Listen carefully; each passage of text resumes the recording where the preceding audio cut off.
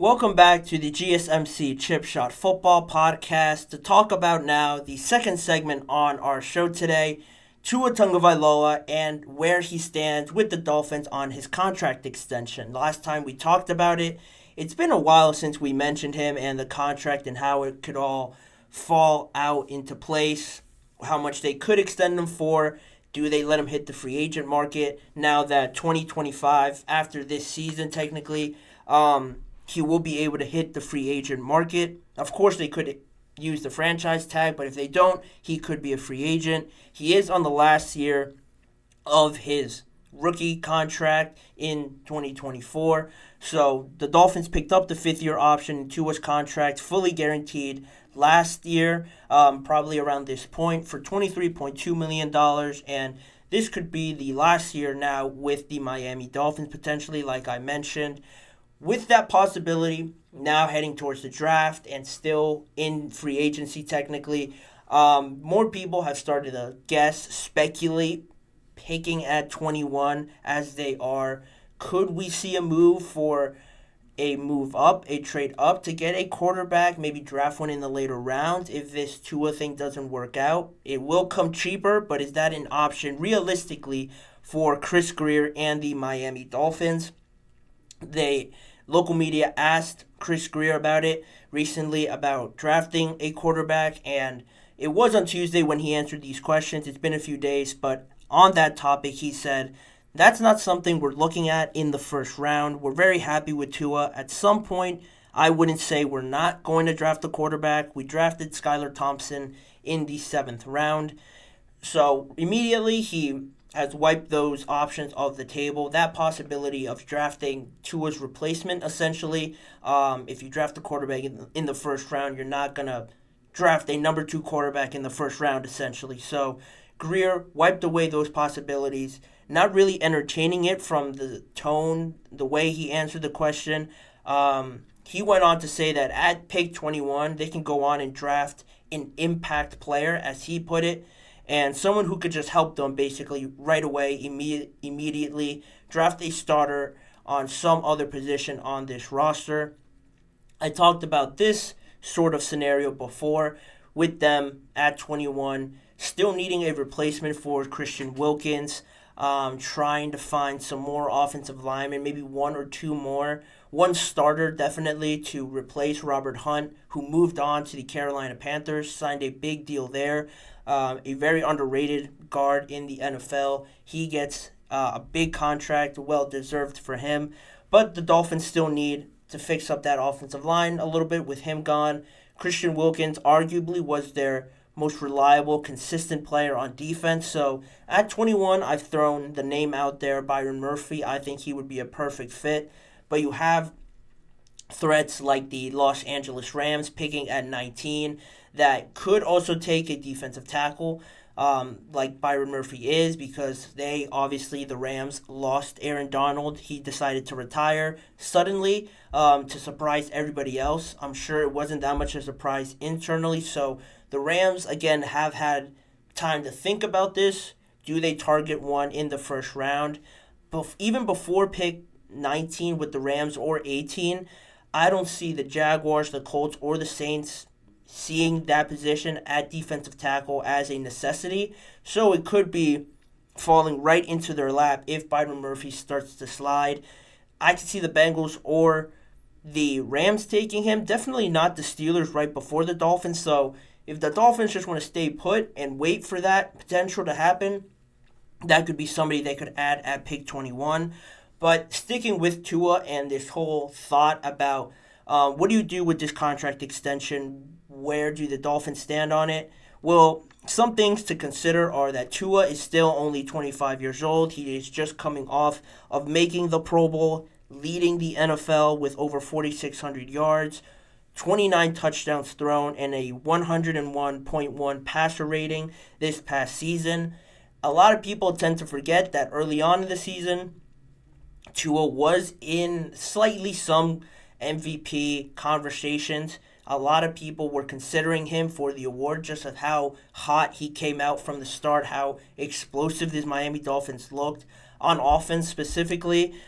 He was certainly in those conversations, But then as the year went on, and the Dolphins hit some bumps in the road. We all know how it all ended there in the playoffs, losing to the Chiefs. It left a sour taste in a lot of people's mouths, and that's fair because realistically, the start of the season doesn't matter as much compared to where you end, how well you perform in the playoffs. So that response is fair, but I wouldn't discredit it totally that at some point Tua was playing so well that people considered him for the MVP at one point with the numbers he was putting up. And on top of that, he stayed healthy for the whole year in 2023 last year, but there's also still that fear, those doubts about the concussions and his health because of 2022 when he suffered a couple of those concussions, had injury history, not just in the NFL, but also coming with him from Alabama.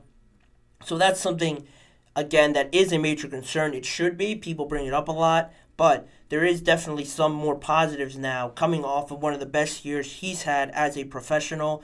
It's something to consider now when you're talking about contracts and numbers and where does he fall in line with how much he makes per year compared to these other quarterbacks. Right now, the range of these top quarterbacks, starters in the NFL is starting to fall between the 45 per year minimum, 45 million per year minimum, to almost 60. That was what people have reported that Dak wants, 60 or maybe even more than that per year. Currently, the quarterback that makes the most on a per year basis is Joe Burrow at $55 million per year.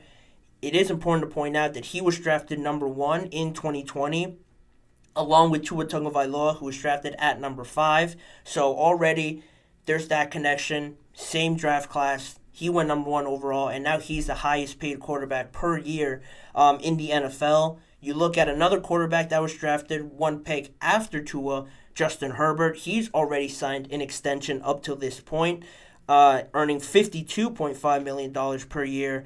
And those are already 2 quarterbacks that were drafted, 1 before and 1 right after Tua. And Tua still doesn't have a contract extension, while these guys are 2 of the highest paid quarterbacks in the NFL. So that's something to consider.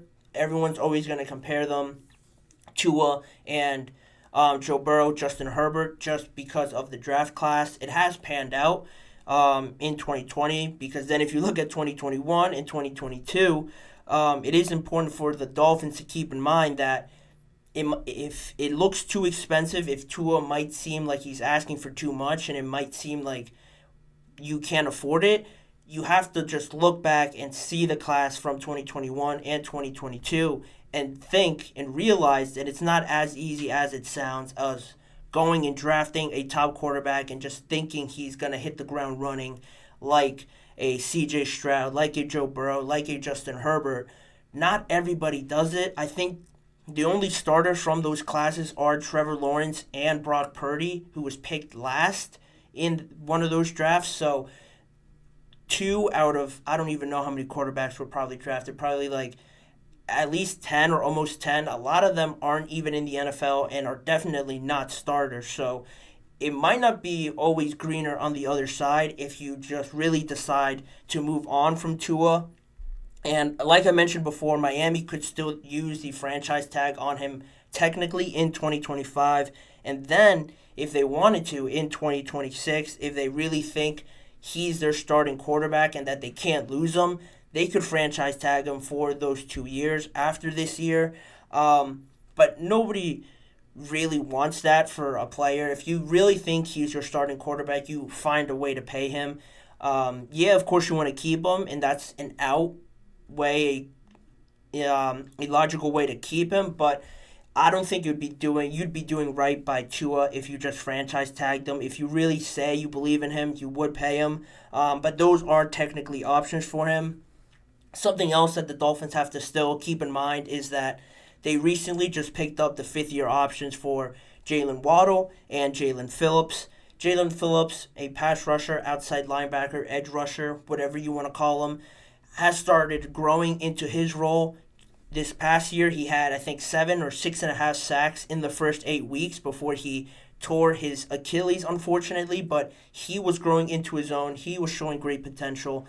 Now he'll be playing on his 5th-year option, so his extension is coming up in the near future. And even more so, Jalen Waddle, great receiver, great pick for them in the draft in the first round when they took him. Drafted alongside Devontae Smith. So Devontae Smith just got an extension, $25 million per year, 3 years, $75 million in total. That's an example of what you could be coming for Jalen Waddle. Unless he goes absolutely crazy this next year, he should be getting probably around what Devontae Smith got, $26, $27 million, I would assume. So those are two of your most important players coming up with extension, and then you still have Tua that I think you have to figure out first, in my mind, before you even get to these two other players. I don't have to mention again how important the quarterback is. Everybody knows that. But their general manager, Chris Greer, has stated for now, leading into the draft, we're only a week away, that their sole focus is on the draft right now, and then afterwards they'll start to think about Tua's contract, even more so, make it the main focus after the draft, before they start really going deeper into it to avoid putting too much on their plate right now. That's what he said according to the Miami Herald. So that's where they stand on it right now.